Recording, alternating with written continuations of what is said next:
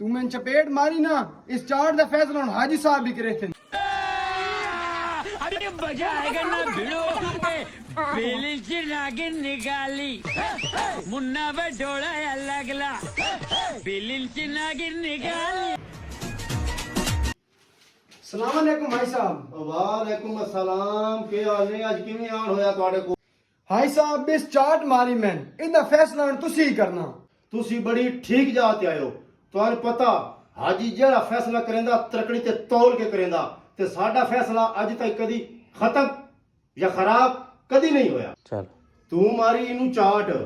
हुण गल है मेरी सुन, या चाट दे बदले चाट ते या तू इनू 50 रुपया दे सी। भाई साहब 100 रुपया।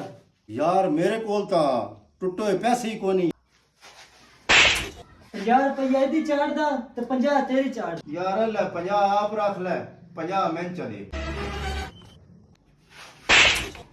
ए सोई तू रख। No no no